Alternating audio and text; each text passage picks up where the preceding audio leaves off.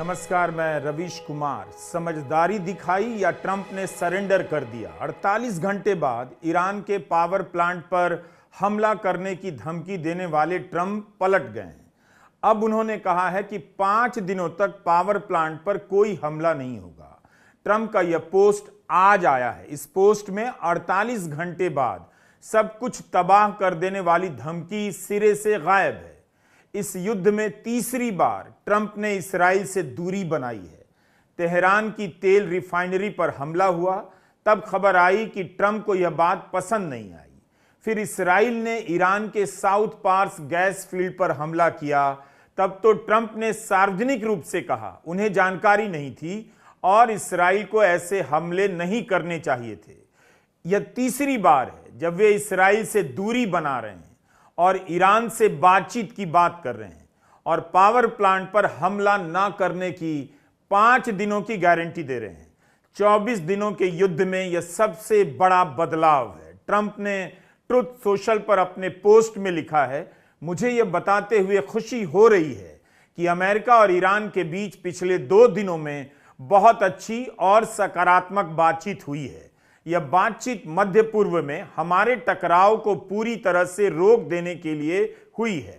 यह बातचीत पूरे हफ्ते चलेगी। गहनता और सकारात्मकता के साथ हुई इस बातचीत के आधार पर मैंने अपने युद्ध विभाग से कहा है कि अगले 5 दिनों तक ईरान के किसी भी पावर प्लांट या एनर्जी इंफ्रास्ट्रक्चर पर किसी भी प्रकार के हमले को टाल दिया जाए, बशर्ते हमारी बातचीत सफलतापूर्वक जारी रहे। इस मामले पर ध्यान देने के लिए आप सभी का शुक्रिया। यह साधारण बयान नहीं है।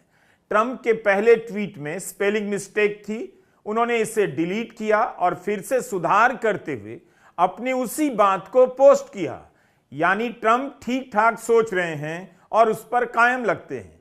ठीक है, ट्रंप दिन रात बयान बदलते रहते हैं, लेकिन इस तरह का बयान बताता है कि वे पीछे हटे हैं और इसमें ईरान की बहुत बड़ी जीत है। इस बयान में इस्राइल का जिक्र तक नहीं। अमेरिका पावर प्लांट पर हमला नहीं करेगा, लेकिन यह नहीं साफ है कि इस्राइल क्या करेगा। क्या बाकी नागरिक ठिकानों पर हमले जारी रहेंगे? ट्रंप के बयान के बाद काफी देर तक ईरान का आधिकारिक बयान नहीं आया। ईरान के विदेश मंत्री अराकची के ट्विटर हैंडल पर भी इस बयान की कोई प्रतिक्रिया नजर नहीं आई। ईरान के स्पीकर के हैंडल पर भी कुछ दिखा नहीं।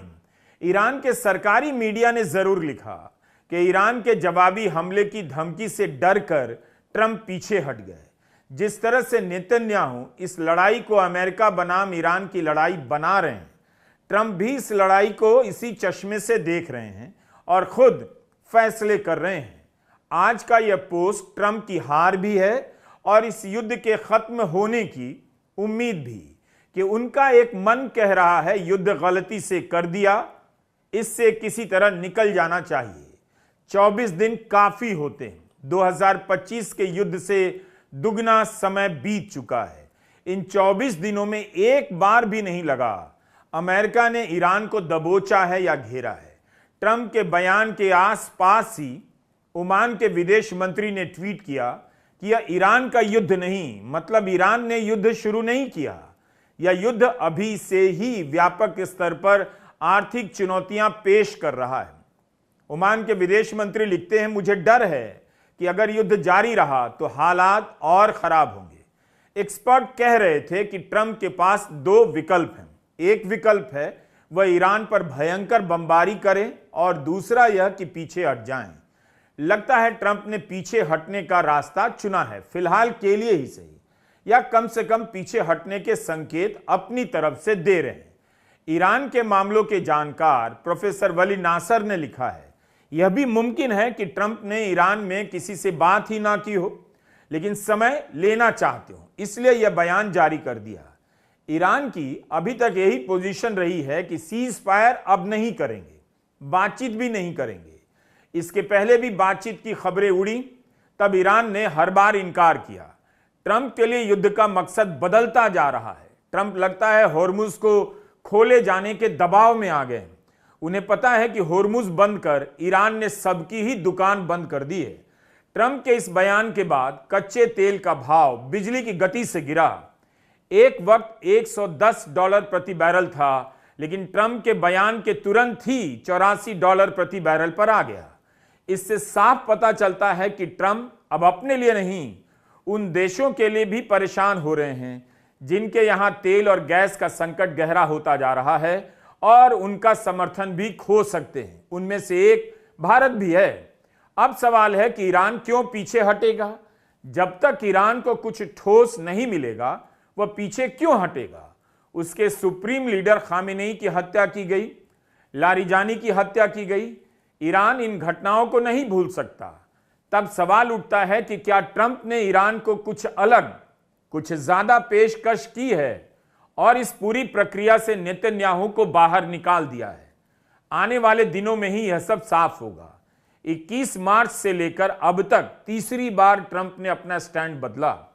21 मार्च की रात 2:30 बजे उन्होंने कहा कि हम अपनी सैन्य कार्रवाई को समेटने पर विचार कर रहे हैं और अपने मकसद को पूरा करने के काफी करीब पहुंच गए हैं। इस पोस्ट में ट्रंप ने 5 कारण बताए। ईरान की मिसाइल क्षमता खत्म हो गई, उसकी रक्षा उत्पादन क्षमता खत्म हो गई, नौसेना वायुसेना खत्म हो गई, परमाणु क्षमता हासिल करने से रोका गया और खाड़ी में हमारे मित्र देशों की सुरक्षा सुनिश्चित हो गई। होर्मुज की रक्षा उन देशों को करनी होगी जो उनका इस्तेमाल करते हैं। ट्रंप लिखते हैं अमेरिका इसका इस्तेमाल नहीं करता। अगर वो देश जो इस्तेमाल करते हैं चाहेंगे तो अमेरिका होर्मुज की रक्षा में मदद कर सकता है, लेकिन ईरान के खतरे के खत्म हो जाने के बाद इसकी जरूरत नहीं पड़नी चाहिए। यह ट्रंप का पोस्ट था। उसके बाद उन्होंने 48 घंटे के भीतर होर्मुज खोलने की धमकी दी थी और उसके बाद तबाही का ऐलान किया था। क्या ट्रंप अपनी पुरानी सोच पर लौटने की कोशिश कर रहे हैं? 48 घंटे से पहले वाले पोस्ट में जो उन्होंने लिखा था उसकी तरफ लौटना चाहते हैं। और बड़ा सवाल है कि नेतन्याहू क्या ट्रंप को युद्ध के मैदान से वापस जाने देंगे या अमेरिका की स्वायत्तता की भी परीक्षा होगी? हो सकता है इस हमले के बाद भी अमेरिका हमला किसी और रूप में जारी रखेगा, क्योंकि ट्रंप ने हमला बंद करने की बात नहीं की। इतना ही कहा कि 5 दिनों तक पावर प्लांट को नहीं टच किया जाएगा, लेकिन 5 दिनों के लिए भी पीछे हट जाना मामूली घटना नहीं। इस युद्ध में ईरान ने कई मोर्चों पर अमेरिका और इस्राइल से बढ़त हासिल की है और मनोवैज्ञानिक मोर्चे पर हर बार दोनों को हराया है। ट्रंप का यह बयान ईरान की सबसे बड़ी जीत है। अगर कोई अपने बयान से पीछे हटा तो ट्रंप हटे हैं। ईरान पीछे नहीं हटा, वो डरा भी नहीं। ईरान की अभी तक एक ही लाइन है कि जब तक युद्ध रुकेगा नहीं, दोबारा शुरू होने की गारंटी नहीं दी जाएगी और नुकसान का हर्जाना नहीं दिया जाएगा, ईरान अपनी तरफ से कोई बातचीत नहीं करेगा, सीज फायर नहीं करेगा। 28 फरवरी के बाद से ईरान ने हमेशा ही किसी बातचीत के प्रस्ताव से इनकार किया और यही दोहराया कि हम तो बातचीत की मेज पर थे जब हम पर हमला किया गया। तो ट्रंप ईरान में किससे बात कर रहे हैं? इसके पहले उन्हीं का बयान है कि ईरान में बातचीत के लिए कोई बचा नहीं। तो ट्रंप को बातचीत के लिए मिल कौन गया? They don't know what's happening. Their Navy's gone, their Air Force is gone, their anti-aircraft is all gone, it's all gone, their radar is all gone, their leaders are all gone, the next set of leaders are all gone, and the next set of leaders are mostly gone, and now nobody wants to be a leader over there anymore. We're having a hard time. We want to talk to them, and there's nobody to talk to. We have nobody to talk to, and you know what? We like it that way. America की news website Axios ने report किया है सूत्रों के हवाले से कि पाकिस्तान, तुर्की और इजिप्ट के विदेश मंत्रियों ने ईरान के विदेश मंत्री अराकची और मध्य पूर्व में ट्रंप के दूत विटकॉफ से अलग अलग बातचीत की है। इस खबर की कोई पुष्टि नहीं है, मगर सूत्रों के हवाले से लिखी गई है। अगर इसमें सत्यता पाई जाती है तो इस बड़े संकट में इजिप्ट, तुर्की और पाकिस्तान की नई भूमिका नजर भी आ रही है। क्या ट्रंप ने अपनी तरफ से ऐसा कोई दावा कर दिया खुद की तरफ से जिसकी जानकारी ईरान को ना हो? 21 मार्च को ट्रंप पोस्ट करते हैं, अगर 2 दिनों में होर्मुज नहीं खुला तो ईरान पर खुलकर हमला करेंगे, उसके पावर प्लांट को तबाह कर देंगे। और 23 मार्च को कहते हैं, अपने युद्ध विभाग से कहा है अगले 5 दिनों तक ईरान के किसी भी पावर प्लांट या एनर्जी इंफ्रास्ट्रक्चर पर किसी भी प्रकार के हमले को टाल दिया जाए। ट्रंप की यह लाइन बताती है कि अमेरिका बहुत पीछे हटा है। ईरान के खिलाफ ना तो वह जनमत बना पा रहा है अमेरिका के भीतर और अमेरिका के बाहर, और ना ईरान से लड़ पा रहा है। 21 मार्च को ट्रंप ने कहा कि 48 घंटे में होर्मुज नहीं खुला तो अमेरिका उसके अलग अलग पावर प्लांट पर हमला करेगा और उन्हें ध्वस्त कर देगा। सबसे पहले सबसे बड़े प्लांट पर हमला होगा। उनकी इस धमकी के जवाब में ईरान ने कहा, अगर अमेरिका ने हमला कर दिया तो वह खाड़ी में अमेरिका और रिजीम के सभी ऊर्जा संसाधनों पर हमला कर देगा, समुद्री पानी को पीने के पानी में बदलने के प्लांट पर हमला करेगा, और ऐसा हमला करेगा कि उसे दोबारा ठीक नहीं किया जा सकेगा जब तक ईरान के पावर प्लांट को फिर से ठीक नहीं किया जाएगा। स्ट्रेट ऑफ होर्मुज पूरी तरह से बंद रहेगी, ईरान ने कहा है। 23 मार्च को तेहरान पर हुई बमबारी के बाद ईरान ने कहा कि वो फारस की खाड़ी में बारूदी सुरंगें बिछा देगा। ईरान ने ट्रंप के हमले को गंभीरता से लिया और हमेशा जवाब देने की बात की, मगर अब ट्रंप 5 दिनों के लिए पीछे हट गए। इस युद्ध में ट्रंप जिस तेजी से बयान बदल रहे हैं, कहना मुश्किल है कि अपने नए बयान पर कब तक कायम रहेंगे। ट्रंप का आज का यह पोस्ट और 21 मार्च का पोस्ट दोनों मिलाकर पढ़ेंगे तो 3 दिनों के भीतर ट्रंप काफी कुछ बदल गए हैं, और दुनिया भी। क्या ट्रंप युद्ध रुकवाने को लेकर वाकई सीरियस हो गए हैं या मार्केट के हिसाब से बयान दे रहे हैं? क्योंकि उनके बयानों को लेकर यह भी कहा जा रहा है कि वे कुछ ऐसा बयान देते हैं खास समय पर जिससे मार्केट में हाहाकार मच जाए खुलते ही, फिर कुछ देर बाद सकारात्मक बयान देते हैं जिससे मार्केट ऊपर भागने लग जाता है। सवाल उठता है कि ट्रंप सटोरियों की मदद कर रहे हैं। यह एक थ्योरी है, चल रही है, हम इसकी पुष्टि नहीं कर रहे, मगर जिस आधार पर कहा जा रहा है उसकी बात बता रहे हैं। क्या ट्रंप मार्केट को टेस्ट कर रहे हैं, उसके हिसाब से बयान दे रहे हैं? अगर ऐसा है तब तो अजीब बात है। ट्रंप के बयान के कुछ ही मिनटों बाद अमेरिका का शेयर मार्केट S&P 500 इंडेक्स 250 अंक ऊपर चढ़ गया। इसके मार्केट कैप में 2 लाख करोड़ डॉलर जुड़ गए। आधे घंटे के बाद ईरान से बयान आने लगा कि ईरान से ट्रंप की कोई बातचीत नहीं हो रही। तब बाजार फिर से गिरा 120 अंक नीचे, तो इतनी देर में 1 लाख करोड़ डॉलर साफ भी हो गए। 56 मिनट के भीतर S&P 500 इंडेक्स में 3 लाख करोड़ डॉलर का मार्केट स्विंग हो गया। अमेरिका के सेनेटर क्रिस मर्फी ने कहा, वे डेमोक्रेट पार्टी के सेनेटर हैं, कि ट्रंप ने हमलों पर रोक नहीं लगाई है। नागरिक ठिकानों पर हमला करने से युद्ध अपराध का केस बन सकता था, उसे टाला है।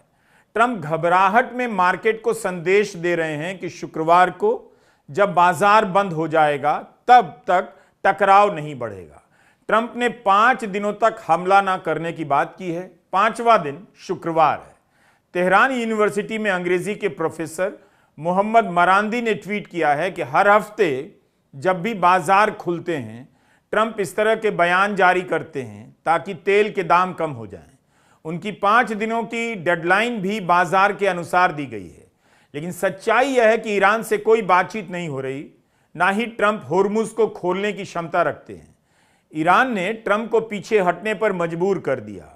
ईरान से आने वाले कई बयानों में भी यही बात झलक रही है कि ईरान किसी से बातचीत नहीं कर रहा है। अब सवाल है कि क्या इसी वजह से इस्राइल ने तेहरान और ईरान के दूसरे शहरों पर आज भयंकर बमबारी की? एक्सपर्ट कह रहे हैं कि ईरान पर इस्राइल ने इतना ताबड़तोड़ हमला कभी किया नहीं। क्या इस्राइल अपनी हताशा जाहिर कर रहा है? ट्रंप ने अपनी पोस्ट में इस्राइल का नाम तक नहीं लिया। 21 मार्च के पोस्ट में ट्रंप ने होर्मुज को खोलने की शर्त रखी। 23 मार्च के पोस्ट में होर्मुज का जिक्र तक नहीं। होर्मुज को खोलने की हर कोशिश दीवार से टकराती जा रही है। ट्रंप को समझ नहीं आ रहा कि होर्मुज का कंट्रोल ईरान से कैसे लें और ईरान के दबदबे को कैसे स्वीकार कर लें। यहां फंस गए। 24 दिन बीत गए और कल से लेकर आज तक के बयानों को देखकर लगता है अगले 24 दिन भी पलक झपकते बीत जाएंगे और यह इलाका युद्ध से घिरा रहेगा। You said the war was militarily won in Iran. What did you mean by that? Oh, I think we've won. We've knocked out their Navy, their Air Force. We've knocked out their anti-aircraft. We've knocked out everything. We're roaming free. From a military standpoint, all they're doing is clogging up the strait. But from a military standpoint, they're finished. Trump ने power plant पर हमला ना करने की बात क्यों कह दी? क्या इसमें युद्ध के रुकने के संकेत देखे जा सकते हैं? नेतन्याहू तो सदमे में आ गए होंगे कि ट्रंप ऐसा कैसे कह सकते हैं। अगर युद्ध रुका तो नेतन्याहू बर्दाश्त नहीं कर पाएंगे। इसीलिए परमाणु ठिकानों को लेकर समानांतर रूप से एक अलग ट्रैक पर बयानबाजी चलने लगी है। ईरान के विदेश मंत्री ने संयुक्त राष्ट्र से कहा कि इस्राइल को भी परमाणु अप्रसार संधि पर हस्ताक्षर करने के लिए कहा जाए ताकि आईएईए उसके परमाणु ठिकानों की जांच करे। ईरान के नाताज पर बार बार हमले हो रहे हैं जहां उसके परमाणु ठिकाने हैं। उसके जवाब में ईरान ने इस्राइल के डिमोना शहर पर हमला किया। डिमोना के बारे में कहा जाता है इसके पास इस्राइल परमाणु हथियारों पर काम करता है आसपास के क्षेत्रों में। इस जगह का कभी इंस्पेक्शन नहीं हुआ, लेकिन मीडिया रिपोर्ट है कि इस्राइल के छोटे न्यूक्लियर रिसर्च फैसिलिटी की जांच जरूर हुई, मगर डिमोना के पास नेगेव न्यूक्लियर रिसर्च सेंटर की कभी नहीं। क्या इस्राइल भूल जाएगा, डिमोना का बदला नहीं लेगा और ट्रंप की बात मानकर युद्ध से पीछे हट जाएगा? डिमोना पर हमला कर ईरान ने बताया कि वह भी इस्राइल के परमाणु ठिकानों तक पहुंच रखता है। हालांकि हमला शहर के भीतर हुआ, न्यूक्लियर रिसर्च सेंटर शहर के बाहर है, वहां तक मिसाइलें नहीं पहुंची। डिमोना में परमाणु ठिकाने के कारण डिमोना का सुरक्षा तंत्र हाई लेवल का है, तब भी ईरान की मिसाइलें इंटरसेप्टर को भेदते हुए वहां तक पहुंच गईं। टाइम्स ऑफ इस्राइल ने इसे लेकर विश्लेषण छापा है कि युद्ध अब परमाणु टेरिटरी में प्रवेश कर चुका है। न्यूयॉर्क टाइम्स में इस्राइल की सेना के एक अधिकारी का बयान है कि डिमोना पर अमेरिकी और इस्राइली सुरक्षा तंत्र की कई लेयर का कवच है, लेकिन कुछ भी परफेक्ट होता नहीं। यह ऑपरेशनल फेलियर है। इंटरसेप्शन का तंत्र कोई अनंत कुआं नहीं, एंडलेस सप्लाई नहीं। जब हम इंटरसेप्ट करते हैं तो हमें कल के युद्ध के बारे में भी सोचना पड़ता है। क्या इस बयान से यह समझा जाए कि इस्राइल को अब चुनाव करना पड़ रहा है, उसे किस हमले को इंटरसेप्ट करना है, किस मिसाइल को गिरने देना है? डिमोना और अरैड के हमले में 180 से अधिक लोगों के घायल होने की खबर है। यह जगह इतनी महत्वपूर्ण है कि हमले के बाद इस्राइल के प्रधानमंत्री नेतन्याहू मौके पर गए और उन्होंने कहा कि यह लड़ाई हमारे देश के भविष्य की लड़ाई है और उनके देश ने बहुत मुश्किल शाम देखी है। नेतन्याहू ने लोगों से अपील की कि बॉम्ब शेल्टर में चले जाएं। कहीं इस्राइल ने ईरान की सैनिक ताकत को कम तो नहीं समझा? अगर डिमोना की तरह ईरान की मिसाइलें निशाने पर लगने लग जाएं, तब क्या होगा? अमेरिका और इस्राइल बार बार ईरान के नाताज शहर पर हमला क्यों कर रहे हैं? इस सवाल का जवाब ढूंढा जाना चाहिए। शनिवार 21 मार्च को नाताज के परमाणु ठिकानों पर हमला किया गया।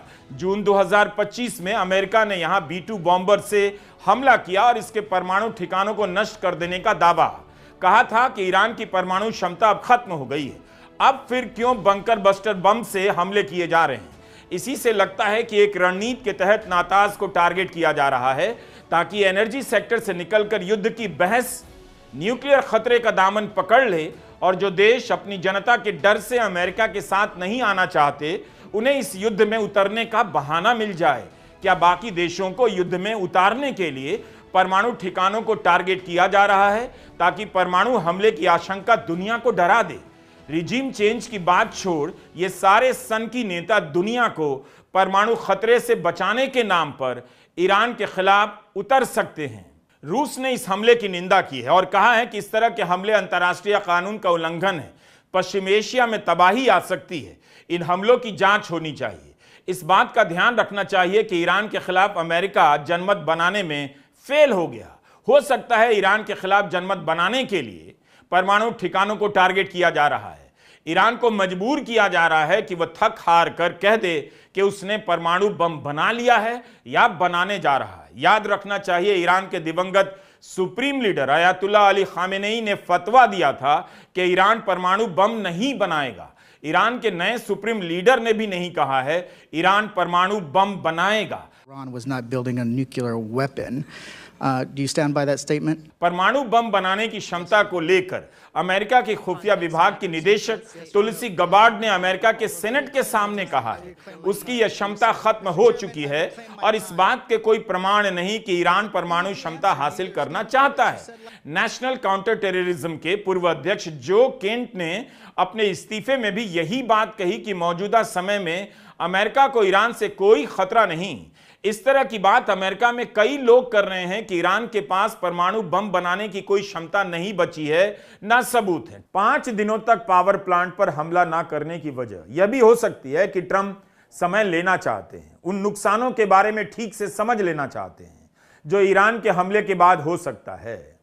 अगर ईरान ने ट्रंप के हमले के जवाब में खाड़ी के देशों के ऊर्जा ठिकानों पर हमला कर दिया तो बड़े स्केल पर बर्बादी आएगी। खाड़ी के देशों में प्रति व्यक्ति ऊर्जा की खपत ईरान के मुकाबले 5 गुना ज्यादा है। अगर ईरान ने बहरीन, सऊदी अरब, कतर जैसे देशों के ऊर्जा ठिकानों पर हमला कर दिया तो रेगिस्तान में बसे इन देशों की चुनौतियां कई गुना बढ़ जाएंगी।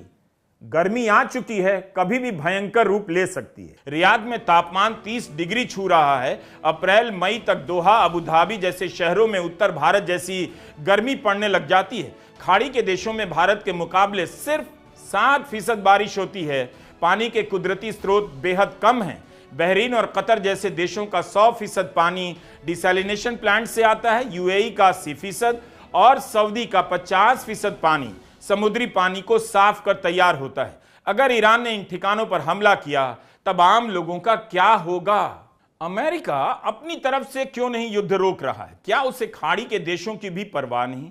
क्यों नहीं नेतन्याहू पर कोई दबाव बनाया जा रहा है? ईरान से अपील हो रही है, ईरान पर बमबारी की धमकी दी जा रही है कि वह हमला नहीं करे, होर्मुज का रास्ता खोल दे। लेकिन नेतन्याहू पर दुनिया के तमाम बड़े नेता दबाव क्यों नहीं बना रहे हैं? ईरान के विदेश मंत्री सैयद अब्बास अराकची ने बयान जारी किया है कि स्ट्रेट ऑफ होर्मुज बंद नहीं है। जहाज पार करने से इसलिए हिचकते हैं क्योंकि बीमा देने वालों को आपके इस युद्ध से घबराहट होती है।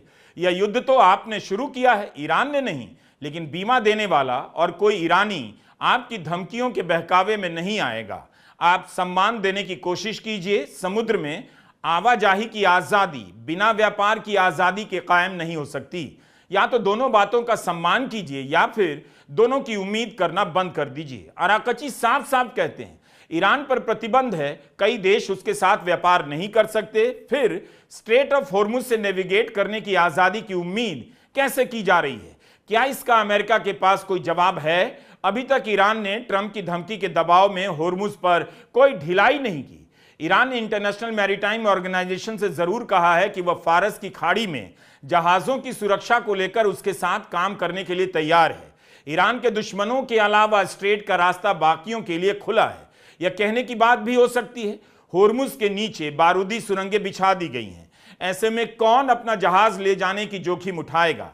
थाईलैंड और जापान के जहाजों पर हमले भी हुए तो हमले की आशंका एकदम से अभी खत्म नहीं हुई। इस बीच सीएनएन में खबर छपी कि हो सकता है कि ईरान स्ट्रेट ऑफ होर्मुज से गुजरने के लिए फीस मांगे। सूत्रों के हवाले से रिपोर्ट छपी है अभी तक ईरान होर्मुज से जहाज ले जाने की फीस नहीं लिया करता था। पनामा कैनाल, सुएज कैनाल जैसे संकरे रास्तों पर पहले से फीस ली जाती रही है। तुर्की भी बोस्फोरस स्ट्रेट से गुजरने वाले जहाजों से फीस लेता है। जर्मनी, कनाडा, अमेरिका भी अपने अपने इलाकों में जहाजों से फीस लेते रहे हैं। कुछ रिपोर्ट में दावा किया गया है कि ईरान हर टैंकर से $20 लाख मांग सकता है। लेकिन भारत में ईरान के दूतावास ने इस बात का खंडन कर दिया है। भारत के जहाज के बारे में भी ऐसी अफवाह उड़ी कि भारत ने चीनी मुद्रा में पैसे दिए, लेकिन ईरान ने इसका भी खंडन किया है। होर्मुज को लेकर ईरान दुनिया के सामने हर दिन एक नई चुनौती पेश कर रहा है। अगर कुछ देश फीस देकर अपना जहाज ले जाते हैं तो क्या ट्रंप को मंजूर होगा? ईरान को फीस देते ही फैसला हो जाएगा होर्मुज का हाकिम ईरान है। कहीं ऐसा तो नहीं कि बाकी देश यही समझ रहे हैं कि ईरान की कहानी 1-2 महीने की है, अभी उसकी सारी शर्तें मान लो, फिर जब वह बर्बाद हो जाएगा, इस्राइल और अमेरिका की सरकार वहां आ जाएगी तो उन शर्तों का कोई मतलब नहीं रह जाएगा। हो सकता है इसी चक्कर में बाकी देश आधे अधूरे मन से इधर उधर का स्टैंड ले रहे हैं। ईरान का कहना है कि वह सदियों तक लड़ता रहेगा मगर सरेंडर नहीं करेगा। होर्मुज के संकट को इस तरह से पेश किया जा रहा है जैसे युद्ध अपने आप में कोई संकट नहीं, होर्मुज ही संकट है। एक पल के लिए मान लीजिए होर्मुज खुला है, खोल दिया गया है, इसराइल और अमेरिका तेहरान पर बम गिराए जा रहे हैं और जवाब में Iran, Qatar, Saudi, Kuwait, Bahrain के तेल और गैस की रिफाइनरी पर मिसाइलें दाग रहा है। तो क्या होर्मुज के खुले होने भर से तेल और गैस का कारोबार सुचारू रूप से चल पाएगा? कतर के रास लफान पर ईरान के हमले के बाद रिफाइनरी को बंद करना पड़ा है। जब तक रिफाइनरी टारगेट पर है, होर्मुज के खुल जाने से सप्लाई की सारी समस्या खत्म नहीं हो जाती। 22 देशों ने ईरान से अपील की है कि होर्मुज को खोल दें। इसमें जापान, ब्रिटेन, ऑस्ट्रेलिया, फ्रांस, दक्षिण कोरिया, कनाडा के भी प्रधानमंत्री हैं, भारत नहीं है। इसके जवाब में जापान में ईरान के दूतावास ने बयान जारी किया कि क्या ये देश जानते नहीं कि अमेरिका और इसराइल के हमले से पहले यहां क्या स्थिति थी? सालों तक ये देश सभी मुफ्त में इस रास्ते से अपने जहाज लेकर जा रहे थे। अमेरिका के प्रतिबंधों के कारण ईरान कभी इस रास्ते से कोई लाभ नहीं ले पाया, दूसरों की सुरक्षा सुनिश्चित करता रहा है। क्या वह ईरान के संयम का उदाहरण नहीं था? अमेरिका और इसराइल के आक्रांताओं की तरफ से बोलना बंद कीजिए। एक दूसरे को नीचा दिखाने के लिए ऐसे बयान मत जारी कीजिए। हमले को रोकिए। अमेरिका और इसराइल हमला जारी रख सकें, इसलिए इसी तरह के बयान की उम्मीद करते हैं। कम से कम कुछ तो फेयरनेस रखिए। एक सवाल ईरान की जवाबी क्षमता पर भी है। इस हमले में अमेरिका के कई लड़ाकू विमान क्षतिग्रस्त हुए हैं। उन्हें लेकर अमेरिका दूसरे बहाने बना रहा है और ईरान दावा कर रहा है कि उसने क्षतिग्रस्त किए हैं। जिस तरह से अमेरिकी लड़ाकू विमान क्षतिग्रस्त हुए हैं, उससे रक्षा के एक्सपर्ट भी हैरान हैं। फिर भी यह सवाल है कि क्या ईरान वाकई इसराइल और अमेरिका से टक्कर ले रहा है? वह कब तक अंधाधुंध मिसाइलें दागता रहेगा? ईरान इस चौथे हफ्ते में भी अमेरिका और नेतन्याहू के सामने बेशक कमजोर नहीं पड़ा, लेकिन उसे भारी नुकसान तो उठाने पड़े हैं। क्या ईरान जवाब में खाड़ी और इसराइल के पावर प्लांट को नष्ट कर पाएगा? तेहरान के एक बड़े बैंक पर जब हमला हुआ तब ईरान ने यही कहा कि वह भी बैंकों पर हमला करेगा। बैंकों की तरफ मिसाइलें दागी गईं, लेकिन ऐसी कोई खबर नहीं आई जिससे लगे कि ईरान ने बैंकों को नष्ट कर दिया। दुबई इंटरनेशनल फाइनेंशियल सेंटर में जहां 250 से अधिक बैंकों के दफ्तर हैं, वहां मिसाइलें दागने की खबर आई, मगर नाकाम भी कर दिया गया। उसके बाद ऐसी कोई खबर आई नहीं, ना ईरान ने कोई दावा किया। इस बात को भी नोट कीजिए कि इसराइल ने दावा किया है कि ईरान के 92% से अधिक मिसाइलों और ड्रोन को इंटरसेप्ट कर लिया जाता है, यानी उसका 8% हमला ही जमीन तक पहुंच पाता है। लेकिन अब इस दावे को इस खबर के साथ मैच कीजिए। कतर ने ईरान की कितनी ही मिसाइलों को इंटरसेप्ट किया, मगर एक मिसाइल कतर के रास लफान तक पहुंच गई, उसका प्लांट बंद हो गया, जिसे ठीक करने में कहा जा रहा है 3 से 5 साल लग सकते हैं। सवाल है, ईरान की 100 में से 92 मिसाइलें रोक दी जाएं, तब भी उसकी 8 मिसाइलें खाड़ी के देशों की रिफाइनरी को बड़ा नुकसान पहुंचा सकती हैं। दूसरी तरफ अमेरिका और इसराइल जिस तरह से ईरान का नुकसान कर रहे हैं, ईरान उसकी बराबरी अपने हमलों से करता हुआ नहीं दिख रहा है। अगर आप होर्मुज के कारण तबाह अर्थव्यवस्था को निकाल दें, तब इस लड़ाई में दोनों की क्षमता का अंदाजा कुछ अलग तरीके से होता है। दोनों कई जगहों पर कमजोर नजर आते हैं और एक दूसरे पर भारी भी। अमेरिका और इसराइल ईरान में ज्यादा तबाही कर रहे हैं। आज ईरान ने बहरीन और सऊदी अरब के ठिकानों पर मिसाइलों और ड्रोन से हमला करने का दावा किया। IRGC ने कहा बहरीन के 5th फ्लीट और सऊदी अरब के प्रिंस सुल्तान एयरबेस पर हमला हुआ है। इस जंग में ईरान पहले भी यहां अटैक कर चुका है। सऊदी के प्रिंस सुल्तान एयरबेस पर ही ईरान ने अमेरिका के 5 ऐसे हवाई जहाजों को क्षतिग्रस्त कर दिया जिनसे हवा में लड़ाकू विमानों में ईंधन भरा जाता है। ईरान और सऊदी के बीच लड़ाई अब खुलकर सामने आने लगी है, एक नया आकार लेती जा रही है। ईरान सऊदी अरब के पूर्वी हिस्से में ऊर्जा के ठिकानों पर बार बार अटैक कर रहा है। पूर्वी क्षेत्र में ईरान के 2 ड्रोन को भी नष्ट किया गया। सऊदी अरब के अखबार सऊदी गजेट में रिपोर्ट हुआ है कि इस इलाके में कुल 15 ड्रोन इंटरसेप्ट हुए। 18 मार्च को अरब न्यूज ने रिपोर्ट किया कि सऊदी अरब ने 438 ड्रोन और 36 बैलिस्टिक मिसाइलें और क्रूज मिसाइलों को नाकाम कर दिया। सऊदी अरब ने भी कतर की तरह ईरान के 2 डिफेंस अटैचे और उनके स्टाफ को देश छोड़ने के लिए कह दिया है। सऊदी अरब का दावा है कि रियाद की तरफ आ रही मिसाइल को इंटरसेप्ट किया गया। सऊदी अरब को घिरा देख फ्रांस के राष्ट्रपति मैक्रो ने सऊदी अरब के प्रिंस सलमान से बात की और हमले की निंदा की। यह सब कुछ हो रहा है कि किसी तरह तेल और गैस की सप्लाई शुरू हो जाए, लेकिन ईरान जानता है कि सप्लाई बंद हुई है। तभी इन देशों को समझ आ रहा है कि इस युद्ध का कोई मतलब नहीं था। इस बीच 19-20 मार्च की रात हिंद महासागर के एक सुदूर टापू पर हुए हमले ने पूरी दुनिया को चिंता में डाल दिया। डिएगो गार्सिया नाम के इस टापू पर अमेरिका और ब्रिटेन की सेनाओं के एयरबेस हैं। 2500 अमेरिकी सैनिक यहां हैं। वियतनाम से लेकर इराक, अफगानिस्तान, यमन पर होने वाली अमेरिका की बमबारी का बेस है डिएगो गार्सिया। 20 मार्च की सुबह खबर आई, यहां पर ईरान की 2 बैलिस्टिक मिसाइलों ने हमले की कोशिश की। अमेरिकी मीडिया में रिपोर्ट हुआ कि एक मिसाइल रास्ते में फेल हो गई, दूसरी को अमेरिका की सेना ने इंटरसेप्ट कर लिया। इस खबर को लेकर सनसनी फैल गई कि ईरान ने दुनिया को चौंका दिया, मगर अभी तक यह साफ नहीं कि हमला किया किसने। लेकिन यह जरूर साफ है कि डिएगो गार्सिया पर हमले की खबर ने एक नया डर पैदा किया है कि कहीं यह युद्ध पश्चिम एशिया से बाहर तो नहीं निकल रहा। ईरान ने अभी तक इस खबर से दूरी बनाई है। उसका कहना है कि इस्राइल ने डर फैलाने के लिए खुद हमला किया, यूरोप के देशों को अपने पक्ष में उतारने के लिए ऐसा किया। इस्राइल की सेना ने ट्वीट किया है कि ईरान की मिसाइलें लंदन, पेरिस, बर्लिन तक पहुंच सकती हैं। उसके नेता वीडियो जारी कर रहे हैं। जो हाल इस्राइल का हो रहा है वो यूरोप के किसी भी शहर का हो सकता है। अभी तक यही समझा जाता था कि ईरान 2-2,500 किलोमीटर दूर तक मिसाइलें भेज सकता है। अमेरिका की ओर से इस हमले के सोर्स की पुष्टि नहीं हुई।